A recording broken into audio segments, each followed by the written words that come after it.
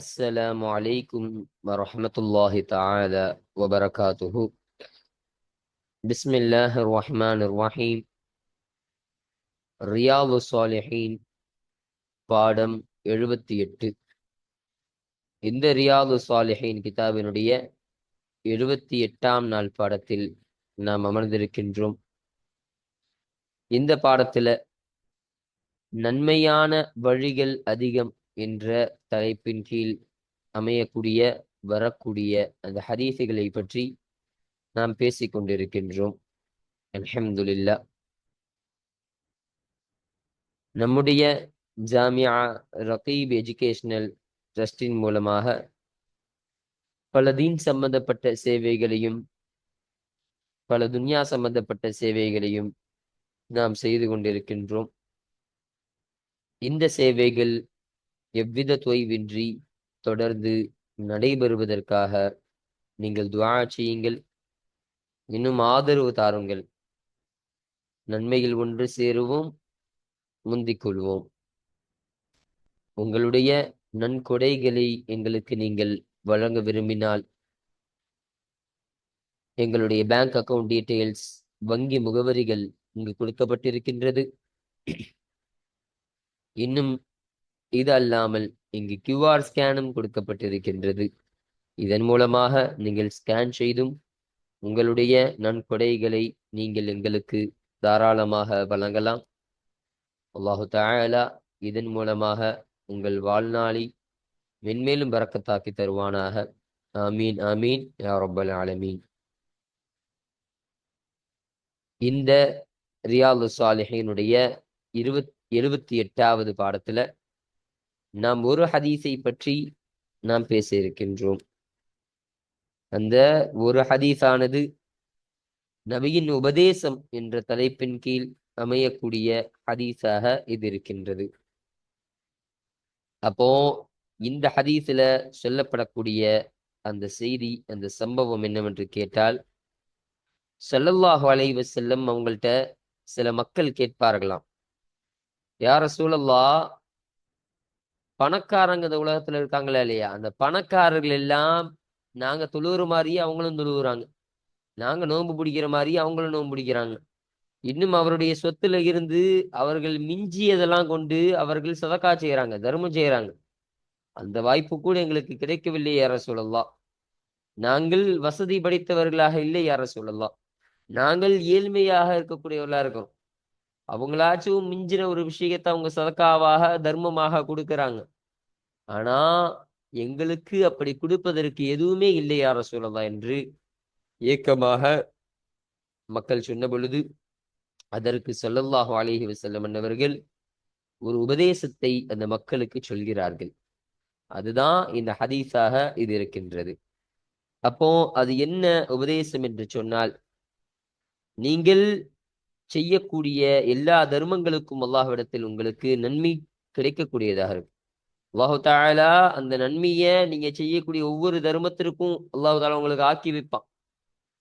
உங்களால் பணத்தால் தர்மம் செய்ய முடியலையா, உங்களால் பொருளால் தர்மம் செய்ய முடியலையா, நீங்கள் தஸ்பீஹ் செய்யுங்கள், சுப்ஹானல்லாஹ் என்று நீங்கள் தஸ்பீஹ் செய்யுங்கள். உங்களால் பணத்தால் உதவி செய்ய முடியலையா, அல்லாஹ் அக்பர் என்று தக்பீரால் நீங்கள் தக்பீரை சொல்லுங்கள். இன்னும் நீங்கள் அல்ஹம்துலில்லாஹ் என்று அல்லாஹுடைய அந்த தஹ்மீதை நீங்கள் சொல்லுங்கள். நீங்க தர்மம் கொடுக்க முடியவில்லை என்று சொன்னால் லா இலாஹ இல்லல்லாஹ் என்ற இந்த தஹ்லீலை நீங்கள் சொல்லுங்கள். இன்னும் நீங்கள் நன்மையான காரியத்தை கொண்டு நீங்கள் ஏவுங்கள். இன்னும் பாவமான காரியங்கள், அல்லாஹ்வால் தடுக்கப்பட்ட காரியங்களை விட்டும் நீங்கள் தடுத்து கொள்ளுங்கள், மக்களை நீங்கள் தடுத்து கொள்ளுங்கள். இப்ப நன்மையான காரியம் இந்த பக்கம் மக்களை நீங்க விரைய செய்யுங்க, ஏவுங்க. கெட்ட காரியத்தை விட்டு மக்களை நீங்க தவிர சொல்லுங்க, அதை விட்டும் மக்களை நீங்கள் தடுத்து கொள்ளுங்கள் என்பதை சொல்றாங்க. இன்னும் உங்களுடைய மனைவியோடு நீங்கள் ஹலாலான முறையில் நீங்கள் உறவில் ஈடுபட்டு கொள்ளுங்கள். இந்த எல்லா செயலுமே உங்களுக்கு அல்லாஹ்விடத்தில் தர்மமாக சதக்காவாக அமையக்கூடியதாக இது இருக்கின்றது என்பதை ஸல்லல்லாஹு அலைஹி வஸல்லம் சொன்னாங்க. உடனே அந்த மக்கள் கேட்டாங்க, யா ரசூலல்லாஹ், தாம் மனைவியோட ஜிமா செய்யறதும் உறவில் ஈடுபடுவதும் தர்மத்தில் கட்டுப்பட்டதாக இருக்குமா? அவருக்கும் அந்த கூலி கிடைக்கக்கூடியதாக இருக்குமா என்பதை அந்த மக்கள் ஸல்லல்லாஹு அலைஹி வஸல்லம் அவங்கள்ட்ட கேட்கிறாங்க. ஸல்லல்லாஹு அலைஹி வஸல்லம் அவங்க சொன்னாங்க, அவரு ஹராமான முறையில் எந்த ஒரு விஷயத்தையும் அவர் செய்யல. அவரு தன்னுடைய இச்சையை தீர்த்துக் கொள்வதற்காக, ஷஹுவத்தை தீர்த்துக் கொள்வதற்காக ஹராமான ஒரு முறையின் பக்கம், ஹராமான ஒரு நடைமுறையில் அவர் எந்த ஒரு உறவையும் வைத்துக் கொள்ளவில்லை. மாறாக அல்லாஹ்விற்கு பிடித்த, அல்லாஹ் ஹலாலாக்கிய தன்னுடைய அந்த மனைவியோடு அவர் தன்னுடைய இச்சையை தீர்த்து கொண்டார். இப்போ தனக்கு ஷஹுவத் வந்தா தாம் மனைவியோடு அவர் ஜிமா செஞ்சு அவர் உறவில் ஈடுபட்டு அவர் தன்னுடைய ஷஹுவத்தை, தன்னுடைய இச்சையை அவர் குறைத்துக் கொள்கிறார். அப்போ அப்படி இருக்கக்கூடிய அந்த செயல் அவர் ஹலாலான முறையில் தான் அவர் செஞ்சாரு. அதனால் அது அவருக்கு கூலியை வழங்கக்கூடியதாக இருக்கு. அல்லாஹு தஆலா இடத்துல அது ஹலாலாக இருக்கிறதன் காரணமாக, அல்லாஹ்விற்கு பிடித்த ஒரு காரியமாக இருக்கிறதன் காரணமாக, அந்த உறவை ஈடுபட்டதன் மூலமாக அல்லாஹு தஆலா அந்த நபருக்கு நன்மையை வழங்கக்கூடியவனாக இருக்கின்றான் என்பதை ஸல்லல்லாஹு அலைஹி வஸல்லம் அன்னவர்கள் அந்த மக்களுக்கு சொன்ன இந்த செய்தியை தான் ஒரு ஹதீஸாக நமக்கு தொகுத்து வழங்குகிறார்கள். அப்போ இந்த விஷயத்துல அந்த மக்களுக்கு ஸல்லல்லாஹு அலைஹி வஸல்லம் அன்னவர்கள் ஒரு உபதேசத்தை செஞ்சாங்களா இல்லையா? ஒரு சுருக்கமான ஒரு வழியகத்தை கொடுத்தாங்க. உங்கள்ட்ட காசு பணம் இல்லையா? உங்கள்ட்ட பொருள் இல்லையா? தங்கம் வெள்ளி எதுவுமே இல்லையா? நீங்க இப்படி நீங்க சதக்காவை ஆக்கிக் கொள்ளுங்கள். உங்களுடைய செயல்பாட்டின் மூலமாக நீங்கள் சதக்காவாக ஆக்கிக் கொள்ளுங்கள். அப்போ அதுவும் சதக்காவாக தான் இருக்கும். அந்த சதக்கா என்பது, அந்த தர்மம் என்பது அல்லாஹ்விடத்தில் நன்மையை அதிகம் பெற்று தரக்கூடியதாக இருக்கும். அல்லாஹ்விடத்தில் நன்மையை பெற்று தந்து அல்லாஹ்வுடைய பொருத்தத்தையும் என்னுடைய பொருத்தத்தையும் உங்களுக்கு அது பெற்றுத்தரக்கூடியதாக இருக்கும் என்ற ஒரு கருத்தின் அடிப்படையில ஸல்லல்லாஹு அலைஹி வஸல்லம் இந்த உபதேசத்தை அந்த மக்களுக்கு செய்தார்கள் என்ற விஷயத்தை பதிவு செய்யறாங்க. அப்போ இந்த ஸல்லல்லாஹு அலைஹி வஸல்லம் அவருடைய உபதேசம் என்ற இந்த தலைப்பு அமைப்பதற்கு காரணமும் இதான்.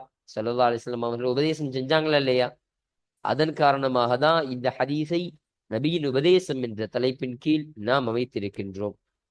அப்போ இன்றைய பாடத்துல இந்த ஒரு ஹதீஸை பற்றி மட்டும்தான் இன்றைய பாடத்தில் நாம் பேச இருக்கின்றோம். அல்ஹம்துலில்லாஹ். இப்போ நம்ம கிதாபை பார்ப்போம். 120வது ஹதீஸ். இந்த ரியாது ஸாலிஹீன் கிதாபுல பதிவு செய்யப்படக்கூடிய அந்த ஹதீஸினுடைய வரிசையின் பிரகாரம் இது 120வது ஹதீஸாக இது இருக்கின்றது. அர்-ராபிஉ, இன்னும் இது 4வது ஹதீஸாக இருக்கு. இந்த நன்மையான பாதைகள் அதிகம் என்ற இந்த பாடத்தின் கீழ் அமையக்கூடிய ஹதீஸினுடைய வரிசையில இது 4வது ஹதீஸாக இருக்கு என்பதை நமக்கு தெரிவிக்கிறாங்க. அன்ஹு, அவர்களை தொற்றும் அறிவிக்கப்படக்கூடியதாக இருக்கு. யாரு? இந்த ஹூவுடைய லமீரும் இதற்கு முன்னதான ஹதீஸை அறிவிப்பாளரான அபூதர் ரலியல்லாஹு அன்ஹு அவர்களை பார்த்து போகக்கூடியதாக இருக்கின்றது. அப்போ அபூதர் ரலியல்லாஹு அன்ஹு அவர்களை தொற்றும் அறிவிக்கப்படக்கூடியதாக இது இருக்கு. அவங்க சொல்றாங்க, அன்ன நாசன், நிச்சயமாக மக்களாகிறவர்கள், காலு அவர்கள் கேட்டார்கள், யா ரசூலல்லாஹ், அல்லாஹுடைய தூதரே, ذهب أهل الدثور بالأجور, கூலிகளை கொண்டு செல்வம் உடையவர்கள் சென்று விட்டார்கள். அப்போ என்ன சொல்றாங்கன்னா, சில மக்கள் வந்து ஸல்லல்லாஹு அலைஹி வஸல்லம் அவங்கள்ட்ட கேட்டாங்க, யா ரசூலல்லாஹ், இந்த பணக்காரங்களா இருக்காங்களா இல்லையா, வசதியானவர்கள் எல்லாம் செல்கிறார்கள், என்ன செல்கிறார்கள், என்ன செய்கிறார்கள் என்பதை சொல்றாங்க பாருங்க. யுசல்லூன, அவர்கள் தொழுகிறார்கள், கமானு சொல்லி, நாங்கள் தொழுவது போலவே அவர்கள் தொழுகிறார்கள், வயசூமூன, இன்னும் அவர்கள் நோன்பு நோக்கிறார்கள், கமான சூமு, நாங்கள் நோன்பு நோற்பது போலவே அவர்கள் நோன்பு நோக்கிறார்கள், இன்னும் வயதஸத்தகூன, இன்னும் அவர்கள் சதக்கா செய்கிறார்கள், தர்மம் அளிக்கிறார்கள், பிஃபுதூலி அம்வாலிஹிம், அவர்களுடைய சொத்துக்களில் இருந்து மிஞ்சுவதை கொண்டு, மிஞ்சிய ஒன்றை கொண்டு அவர்கள் சதக்கா செய்கிறார்கள். இப்ப என்ன சொல்றாங்கன்னா, அந்த பணக்காரங்கள் எல்லாம் வசதி படைத்தவர்கள், இந்த உலகத்துல வசதியானவர்கள் எல்லாம் நாங்க தொழுவுறது மாதிரியே அவங்களும் தொழுவுறாங்க யார சொல்லலாம். நாங்க நோன்பு நோக்குறது மாதிரியே அவர்களும் நோன்பு நோக்குகிறார்கள், நோன்பு பிரிக்கிறார்கள். இன்னும் அவர்களுடைய சொத்துக்கள்ல இருந்து அவர் அந்த சொத்துல மிஞ்சக்கூடிய அந்த விஷயத்தை வைத்து அதை கொண்டு அவர்கள் சதக்கா கொடுக்கக்கூடியவர்களா இருக்காங்க. அதை கொண்டு அவர்கள் தர்மம் செய்யக்கூடியவர்களாக இருக்கின்றார்கள். அந்த வாய்ப்பு கூட எங்களுக்கு கிடைக்கவில்லை யார சொல்லலாம் என்று ஏக்கமாக மக்கள் எல்லோரும் கேட்கிறாங்க ஸல்லல்லாஹு அலைஹி வஸல்லம் அவங்கள்ட்ட. அப்போ இதற்கு பதிலாக ஸல்லல்லாஹு அலைஹி வஸல்லம் அவர்கள் சொன்னார்கள், இப்போ ஸல்லல்லாஹு அலைஹி வஸல்லம் அவர்கள் சொன்னார்கள், அவலைஸ கத் ஜஅலல்லாஹு லக்கும் மா தஸத்தகூன பிஹி. நீங்கள் எந்த ஒன்றை கொண்டு சதக்கா கொடுக்கின்றீர்களோ, நீங்கள் எந்த ஒன்றை சதக்கா தர்மமாக கொடுக்கின்றீர்களோ அதை உங்களுக்கு திட்டமாக அல்லாஹு தஆலா ஆக்கி வைக்கவில்லையா? இப்போ நீங்க ஒரு விஷயத்தை சதக்கா கொடுக்குறீங்க, அந்த ஒரு விஷயத்த மட்டும் நீங்க பாருங்க. அந்த விஷயத்திற்கான கூலி அல்லாஹு தஆலா உங்களுக்கு வழங்கலையா? அந்த விஷயத்திற்கான பலனையும் அந்த விஷயத்திற்கான நன்மையும் அல்லாஹு தஆலா உங்களுக்கு வழங்கவில்லையா, ஆக்கி வைக்கவில்லையா என்று ஸல்லல்லாஹு அலைஹி வஸல்லம் கேட்டுட்டு ஒரு விஷயத்தை சொல்றாங்க. இன்ன பிகுல்லி தஸ்பீஹத்தின் ஸதகத்தன். நிச்சயமாக ஒவ்வொரு தஸ்பீஹலை கொண்டும் உள்ளது சதக்கத்தன், சதக்காவாகவே ஒவ்வொரு தஸ்பீஹும் இருக்கு. அப்போ நீங்க செய்யக்கூடிய அந்த சுபஹானல்லாஹ் என்ற அந்த தஸ்பீஹ் இருக்குதா இல்லையா? அப்படி நீங்க சொல்லக்கூடிய ஒவ்வொரு சுபஹானல்லாஹ் என்ற அந்த தஸ்பீஹும் சதக்காவாகவே உங்களுக்கு அமைகின்றது என்பதை ஸல்லல்லாஹு அலைஹி வஸல்லம் சொன்னாங்க. இன்னும் வகுல்லி தக்பீரத்தின் சதகத்தன். இன்னும் ஒவ்வொரு தக்பீரத்தும், இன்னும் ஒவ்வொரு தக்பீரும் சதக்காவாகவே இருக்கின்றது. இப்போ நீங்க சொல்லக்கூடிய அந்த அல்லாஹு அக்பர் என்று சொல்லக்கூடிய அந்த தக்பீர், அந்த தக்பீரை நீங்கள் சொல்லக்கூடிய ஒவ்வொரு நிமிஷமும் அது உங்களுக்கு சதக்காவாகவே அதுவும் அமையக்கூடியதாக இருக்கு. இப்போ நீங்க செய்யற தக்பீரும் சதக்கா அப்படின்னு சொல்றாங்க. வகுல்லி தஹமீதத்தின் சதகத்தன். இன்னும் ஒவ்வொரு தஹமீதத்தும் சதக்காவாக தர்மமாகவே இருக்கு. இப்போ தஹமீதுனா அல்ஹம்துலில்லாஹ் என்று அல்லாஹுவை நம்ம புகழ் பாடுறோமா இல்லையா, புகழ் செய்யறோமா இல்லையா, அந்த புகழ் செய்வதும் தர்மமாகவே அமைகின்றது. அதுவும் உங்களுக்கு தர்மத்திற்கான சதக்காவிற்கான நன்மையை பெற்றுத்தரக்கூடியதாக இருக்குன்னு சொல்றாங்க. இன்னும் வகுல்லி தஹ்லீலத்தின் சதகத்தன். ஒவ்வொரு தஹ்லீலத்தும் தர்மமாக இருக்கு. லா இலாஹ இல்லல்லாஹ் என்பதாக சொல்றோமா இல்லையா, அந்த சொல்லக்கூடிய அந்த வார்த்தை தான் தஹ்லீல்னு சொல்லுவோம். அப்போ அந்த தஹ்லீல், நீங்க சொல்லக்கூடிய ஒவ்வொரு தஹ்லீலும் அதுவும் உங்களுக்கு ஒரு தர்மமாக அமைகின்றது. இன்னும் வஅம்ரும் பில் மஅரூஃபி ஸதகத்துன். நன்மையை கொண்டு ஏவுவதும் அது சதக்காவாக இருக்கின்றது, அது தர்மமாகவே அதுவும் இருக்கின்றது. அப்போ ஒரு நன்மையான காரியத்தை கொண்டு ஒருத்தவன் ஏவுறான், இதன் மூலமாக நன்மையை செய்தால், இதன் மூலமாக இந்த செயலை நீ செய்தாய் என்று சொன்னால் அல்லாஹ்விடத்தில் உனக்கு இது நன்மையை பெற்றுத் தரக்கூடியதாக இருக்கும். அதனால் இந்த நன்மையை நீ செய்யப்பான்னு ஒருத்தவன்ட்ட ஏவல் செய்யறன்னு சொன்னா அந்த ஒரு செயலும் உனக்கு சதக்காவாகவே அதுவும் அமைகின்றது. தர்மத்திற்கு எந்த அளவிற்கு நன்மையோ அது போன்ற ஒரு நன்மை அந்த ஒரு செயலுக்கும் கிடைக்கின்றது என்பதை ஸல்லல்லாஹு அலைஹி வஸல்லம் சொன்னாங்க. அடுத்தபடியாக வனஹியுன் அனில் முன்கரி. பாவமான காரியத்தை விட்டும் தடுப்பதும் சதகத்துன். அப்போ அதுவும் உங்களுக்கு தர்மமாக இருக்கு. இப்போ ஒரு பாவமான காரியம் இருக்கு, இந்த பாவத்தை செய்வதன் மூலமா அல்லாஹ் ரசூலுடைய பிரியம் கிடைக்காது, அல்லாஹ் வெறுக்கக்கூடிய ஒரு காரியமா இருக்குன்னு சொன்னா அந்த காரியத்தை விட்டும் நகி செய்வது, தடுப்பதும் சதக்காவில் கட்டுப்படக்கூடியதாக இருக்கும். அதுவும் உங்களுக்கு தர்மம் குறித்தான விஷயமாக இருக்கும் என்பதை ஸல்லல்லாஹு அலைஹி வஸல்லம் சொன்னார்கள். வஃபீ புதுஇ அஹதிக்கும் சதகத்துன். உங்களில் ஒருவருடைய அந்த மர்மஸ்தானத்தில் சம்பந்தப்பட்ட அந்த விஷயத்திலும் உள்ளது, அந்த விஷயத்தை சார்ந்ததும் சதகத்தன், அதுவும் சதக்காவாக அதுவும் தர்மமாக தான் இருக்கு. அப்போ உங்களிடத்துல ஒருவர் இருக்கிறாரு, அவர் தன்னுடைய மனைவியின் மூலமாக, ஹலாலான தன்னுடைய மனைவியின் மூலமாக அவர் உறவு கொண்டு தன்னுடைய அந்த இச்சையை தீர்த்து கொள்கிறார் என்று சொன்னால் அந்த ஒரு செயலும் தர்மமாக தான் அமைகின்றது. அதுவும் உங்களுக்கு தர்மம் என்ற அந்த நன்மையை பெற்றுத்தரக்கூடியதாக இருக்கின்றது என்ற இந்த விஷயத்தை எல்லாம் ஸல்லல்லாஹு அலைஹி வஸல்லம் அவங்க சொன்ன உடனே காலு, அந்த மக்கள் கேட்டார்கள், யா ரசூலல்லாஹ், அல்லாஹுடைய தூதரே, அயதி அஹதுனா, எங்களில் ஒருவர் வருகிறார், ஷஹ்வதஹு, அவருடைய ஷஹ்வத்திற்காக வேண்டி வருகிறார். அப்போ அவர் தன்னுடைய இச்சையை தீர்த்து கொள்வதற்காக வேண்டி வராரு. தன் மனைவியோட தன்னுடைய உடலில் ஏற்படக்கூடிய அந்த இச்சைகளை அவர் தீர்த்துக் கொள்வதற்காக தன் மனைவியோடு அவர் உறவு கொள்ள வருகிறார். வயகூனு லஹு ஃபீஹா, அந்த விஷயத்திலே அவருக்கு ஆகுமா அஜ்ருன், கூலி என்பது ஆகுமா. அந்த யகூனு, இந்த அத்துஃபு அங்க வைக்கணும், இந்த ஐயத்தின்னு போட்டாங்க பாருங்க, அப்போ யகூனு அப்படின்னு எடுத்துக்கொள்ளணும். அப்போ அவருக்கு இந்த செயலிலும் அவருக்கு கூலியானது ஆகுமா, கூலி கிடைக்கக்கூடியதாக இருக்குமா, அவருக்கும் கூலி கிடைக்குமா யார் ரசூலுல்லாஹ் என்று ஒரு சந்தேகத்துல மக்கள் கேட்கிறாங்க. அப்போ ஸல்லல்லாஹு அலைஹி வஸல்லம் அவர்கள் சொன்னார்கள், கால, ஸல்லல்லாஹு அலைஹி வஸல்லம் அவர்கள் சொன்னார்கள், அராயித்தும், நீங்கள் என்ன கருதுகிறீர்கள், லவ் வதஅஹா ஃபீ ஹராமின், ஹராமான காரியத்தில் அந்த ஷஹ்வத்தை அவர் வைத்தால். அப்போ வதஅனா வைத்தான் என்றுதான் அர்த்தம் வரும். இப்ப இந்த இடத்துல அவன் தீர்த்து கொண்டாள் அப்படின்னு அர்த்தம் கொடுத்தா இங்க நமக்கு சரியானதாக இருக்கும். அப்ப ஹராமான ஒரு காரியத்துல அவன் அந்த ஷஹ்வத்தை தீர்த்து கொள்கிறான் என்று சொன்னால், கான அலைஹி, அவன் மீது ஆகும் அல்லவா, ஃபீஹா, அந்த விஷயத்திலே ஆகும், விசுருன், என்னது, குற்றம் என்பது ஆகும் அல்லவா என்பதை நீங்கள் அறிந்தீர்கள் அல்லவா என்பதை சொல்ல கேட்கிறாங்க.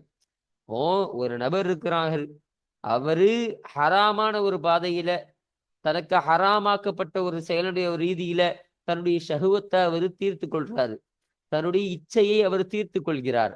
அப்படி இருக்கக்கூடிய அந்த செயலானது அது குற்றத்தை இழைக்கக்கூடியதாக இருக்கும், அவரின் மீது அது குற்றமாக ஆகக்கூடியதாக இருக்கும் என்பதை நீங்கள் அறிந்தீர்கள் அல்லவா, உங்களுக்கு இதெல்லாம் தெரியதானே செய்யும் அப்படின்னு ஸல்லல்லாஹு அலைஹி வஸல்லம் அவர்கள் கேட்டுவிட்டு சொல்றாங்க, ஃபதாலிக, எனவே அது போலவேதான், இதா வதஅஹா ஃபில் ஹலாலி, ஹலாலான விஷயத்தில் அந்த ஷஹுவத்தை அவர் வைத்தால், கானலஹு, அவருக்கு ஆகும், அஜ்ருன், கூலி என்பது அவருக்கு ஆகிவிடும் என்பதை ஸல்லல்லாஹு அலைஹி வஸல்லம் அவங்க சொல்றாங்க.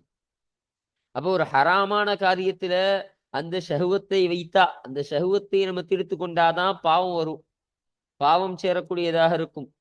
அப்போ ஹலாலான விஷயத்துல தானே அந்த நபர் வைக்கிறாரு. மனைவி என்பது ஹலாலாக்கப்பட்ட ஒரு பெண்ணாக இருக்கிறாள் அவனுக்கு. அப்படி ஹலாலான விஷயமாக இருக்கக்கூடிய அவள் மூலமாக தன்னுடைய இச்சையை அவன் தீர்த்து கொள்கிறான். அப்போ என்ன, அதில் அல்லாஹுடைய கட்டளை அவன் பேணி வாழ்கிறான் என்பதும் கட்டுப்படுது. அப்போ அவன் ஹராமுக்கு போல ஹலாலான முறையில தான் உறவு கொண்டிருக்கான். அப்போ அந்த ஹலாலான முறையில உறவு கொண்டது மூலமாக அல்லாஹுடைய பொருத்தத்தா தான் அவன் நாடி இருக்கான். சொல்றாங்க பாருங்க, அல்லாஹுடைய பொருத்தத்தை அவன் நாடிய மூலமா தானே அவன் ஹலால செஞ்சான், இல்லைன்னா அவன் ஹராமுக்குள்ள போயிருப்பான். அப்போ அவன் ஹலால அல்லாஹுவிற்காக செய்ததின் அந்த காரணத்தினால, அந்த ஒரு செயலாக இருக்கிறதன் காரணமாக அது அவனுக்கு நன்மையை பெற்று தரக்கூடியதாக இருக்கும், அது அவனுக்கு கூலி ஏற்படுத்தக்கூடியதாக இருக்கும். இன்னும் அதுவும் சதக்கா தான், அதுவும் தர்மத்துல கட்டுப்பட்டதாக தான் இருக்கு என்பதை ஸல்லல்லாஹு அலைஹி வஸல்லம் மன்னவர்கள் இந்த ஹதீஸின் மூலமாக சொல்ல வருகிறார்கள். அப்போ நீங்கள் செய்யக்கூடிய ஒவ்வொரு தஸ்பீஹும், தக்பீரும், தஹ்மீதும், தஹ்லீலும், நல்ல விஷயத்தை கொண்டு ஏவுதலும், கெட்ட விஷயங்களை கொண்டு தடுப்பதும், இன்னும் உங்களுடைய மனைவியோடு உறவு கொள்வது எல்லாமுமே சதக்காவாக தான் இருக்கு, இது தர்மமாகவே தான் இருக்கு, இது உங்களுக்கு கூலியை பெற்று தரக்கூடியதாகவும் இருக்கின்றது என்பதை ஸல்லல்லாஹு அலைஹி வஸல்லம் அவர்கள் உறுதிகோலாக இந்த விஷயத்தை நமக்கு இந்த ஹதீஸின் மூலமாக பதிவு செய்து தருகிறார்கள். ரவாஹு முஸ்லிம், இந்த ஹதீஸினை முஸ்லிம் ரஹ்மத்துல்லாஹி அலை அன்னவர்கள் அறிவித்தார்கள். இப்போ இந்த ஹதீஸானது இந்த நன்மையான பாதைகள் அதிகம் என்ற தலைப்பின் கீழ் அமைவதற்கான, பதிவு செய்யப்படுவதற்கான காரணம் என்னவென்று சொன்னால், ஸல்லல்லாஹு அலைஹி வஸல்லம் ஒவ்வொரு விஷயத்தை சொன்னாங்களா இல்லையா, தஸ்பீஹ், தக்பீர், தஹ்மீது, இப்படி எல்லா விஷயங்களையும் ஒவ்வொன்றாக சொல்லி இது எல்லாமுமே சதக்காவாக இருக்கு. நீங்க பணக்காரங்களை பார்க்காதீங்க, பணக்காரர்களை என்னமோ செஞ்சுட்டு போறாங்க, அவர்கள் தொழக்கூடிய நன்மை அவர்களுக்கு கிடைக்கும், அவங்க நோன்பு வைக்கிற நன்மை அவங்களுக்கு கிடைக்கும், அவங்க அல்லாஹ்வை தொழுதா, அவங்க அல்லாஹ்வோடு இபாதத் செஞ்சா அதற்கான நன்மைகளையும் கூலிகளையும் அவங்க பெற்றுக்கொள்வாங்க. அவர்கள் சொத்துல இருந்து அவங்க மிச்சத்தை சதக்கா கொடுத்தாலும் சரி, அதற்கான நன்மை அவங்களுக்கு கிடைக்கும். அது குற்றமா இல்லையானுங்கிறது வேற விஷயம். அதற்கான கூலியை அல்லாஹு தஆலா நிர்ணயிக்கக்கூடியவனா இருக்கான். அந்த விஷயத்தை நீங்க பார்க்காதீங்க. நீங்கள் தஸ்பீஹ் செய்யுங்க, தக்பீர் செய்யுங்க, தஹ்மீது செய்யுங்க. இப்படி நான் சொன்ன இந்த எல்லா செயலையும் செய்யுங்கள். ஏன்னா இது எல்லாமே சதக்காவா இருக்கு. உங்கள்ட்ட பணம் இல்ல, உங்களால மிச்சத்தை கூட கொடுக்க முடியல. இருக்கக்கூடிய பொருளும் இருக்கக்கூடிய பணமும் உங்களுக்கே போதுமாயிடுது. பணக்காரர்கள்லாம் மிச்சத்தை கொடுக்குறாங்க. மிச்சத்தை கூட நம்மளால கொடுக்க முடியலையேன்னு சஹாபாக்கள் இயங்குறது காரணமாக தான் இந்த விஷயத்தை ஸல்லல்லாஹு சொல்றாங்க. அப்படி நீங்கள் இயங்காதீர்கள். நீங்கள் அப்படி எண்ணாதீர்கள். உங்களுடைய காரியத்தின் மூலமாகவே நீங்கள் சதக்காவை கொடுத்துக் கொள்ளலாம். நீங்கள் சதக்காவாக உங்கள் காரியத்தை நீங்கள் ஆக்கிக் கொள்ளுங்கள். அதன் மூலமாக உங்களுக்கு கூலியை நீங்கள் பெறக்கூடியவர்களா இருப்பீர்கள். அப்போ அதுல உங்களுக்கு நிறைய கூலிகளையும் நிறைய நன்மைகளையும் அல்லாஹு தஆலா கொடுக்கக்கூடியவனாக இருக்கிறான் என்பதை ஸல்லல்லாஹு அலைஹி வஸல்லம் அன்னவர்கள் இந்த ஹதீஸின் மூலமாக சொல்ல வருகிறார்கள். அப்போ இப்படி ஒரு விஷயத்தை நமக்கு தொகுத்து தராங்களா இல்லையா? இது ஒரு லேசான ஒரு வழிதானே. இது ஒரு நன்மையை லேசான முறையில சகலான முறையில அடைந்து கொள்வதற்கான ஒரு முறையாக ஒரு வழியாக இருக்குதா இல்லையா? ஒருத்தனுக்கு காசு இல்ல, அவன் தஸ்பீஹ் செய்யட்டும், அவன் தக்பீர் சொல்லட்டும், அவன் தஹமீது செய்யட்டும், அவன் தஹ்லீல் சொல்லட்டும், பிறரை நன்மையின் பக்கம் ஏவட்டும், பிறரின் கெட்ட விஷயத்தின் பக்கம் அவன் தடுக்கட்டும், மனைவியோடு அவன் ஜிமாவில் ஈடுபடட்டும், உறவு கொள்ளட்டும். அப்போ இந்த செயல்லாம் அவன் செய்யறது மூலமா அவன் சதக்காவாக மாறுமா இல்லையா? அவனுடைய செயல்கள் சதக்காவாக மாறி அது நன்மையை பெற்றுத்தரக்கூடியதாக இருக்கும். அப்போ நன்மையான வழிகள் அதிகம் என்பதை இந்த ஒரு ஹதீஸ் நமக்கு உணர்த்து தருகிறது. ஸல்லல்லாஹு அலைஹி வஸல்லம் அவர்கள் சொல்லக்கூடிய இந்த கருத்தானது நமக்கு இதை உணர்த்து தரக்கூடியதாக இருக்கிறதன் காரணமாக தான் இந்த ஹதீஸானது நன்மையான பாதைகள் அதிகம் என்ற தலைப்பின் கீழ் இந்த ஹதீஸானது பதிவு செய்யப்படக்கூடிய இது அமையக்கூடியதாக இந்த ஹதீஸானது இருக்கின்றது. இன்னும் நான் மேலேயே சொல்லப்பட்டது மாதிரி நபியின் உபதேசம் என்ற தலைப்பின் கீழேயும் இந்த ஹதீஸானது அமையக்கூடியதாக இது இருக்கின்றது. அப்போ இதோட இந்த 120வது ஹதீஸு நிறைவு செஞ்சாச்சு. இப்போ இந்த ஹதீஸ்ல சொல்லப்பட்ட இந்த துசூர் என்ற வார்த்தையை எப்படி வாசிக்கணும், இதற்கான அர்த்தம் என்ன என்பதை இங்கு போடுறாங்க பாருங்க. துசூரு வார்த்தை நமக்கு எங்க போட்டாங்க?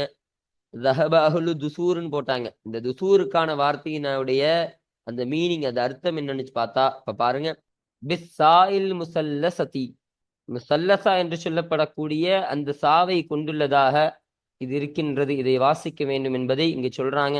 அப்போ முசல்லசாவுடைய சானா இந்த 3 புள்ளி வச்சிருக்கா இல்லையா? இந்த 3 புள்ளி உள்ள சாக்கு தான் முசல்லசா என்பதாக சொல்வார்கள். இப்போ 3 புள்ளி உள்ளதான சாவாக இது இருக்கின்றது. அப்போ இதனுடைய அர்த்தம் ஆகிறது அல்-அம்வாலு, பொருட்கள், பணங்கள், சொத்துக்கள் என்ற அர்த்தத்திற்கெல்லாம் இந்த துசூர் என்பது வரக்கூடியதாக இருக்கும் என்பதை தெளிவுபடுத்துறாங்க. அப்போ அஹ்லு துசூர்னா அஹ்லுல் அம்வால், அஹ்லுல் மால், அப்போ பணமுடையவர்கள், பணக்காரர்கள் என்ற அர்த்தத்திற்கு இது வரக்கூடியதாக இருக்கும் என்பதை தெளிவுபடுத்துறாங்க. வாஹிதுஹா, இன்னும் அந்த துசூர் என்பதனுடைய வாஹிதாகிறது, ஒருமையாகிறது தசுர் என்பதாக இருக்கு. இப்ப தசுருன்னு சொன்னா மால்னு அர்த்தம், ஒரு பணம், ஒரு பொருள், ஒரு சொத்து. துசூருன்னு சொன்னா சொத்துக்கள், பணங்கள், பொருட்கள் என்ற அர்த்தத்தில் வரக்கூடியதாக இருக்கும். அப்போ தசுர் என்பது ஒருமை, துசூர் என்பது பன்மை, ஜமாஆக இருக்கு. இந்த தசுருடைய பன்மை தான் துசூர் என்பதை இங்கு நமக்கு இதன் மூலமாக நமக்கு விளக்கி தருகிறார்கள். அப்போ அல்ஹம்துலில்லாஹ் இன்றைய பாடத்துல இந்த 120வது ஹதீஸினுடைய அந்த விளக்கத்தையும் தர்ஜிமாக்களையும் நம்ம முழுமையாக பார்த்து இந்த ஹதீஸை நிறைவு செய்தாச்சு. இன்ஷா அல்லாஹ் நாம் அடுத்த பாடத்துல இந்த 121வது ஹதீஸை பற்றிய விளக்கத்தையும் தர்ஜிமாக்களையும் நாம் அடுத்த பாடத்தில் நாம் பார்ப்போம். வாஹிரு தஅவானா அனில் ஹம்துலில்லாஹி ரப்பில் ஆலமீன். அஸ்ஸலாமு அலைக்கும் வரஹ்மத்துல்லாஹி தஆலா வபரகாத்துஹு.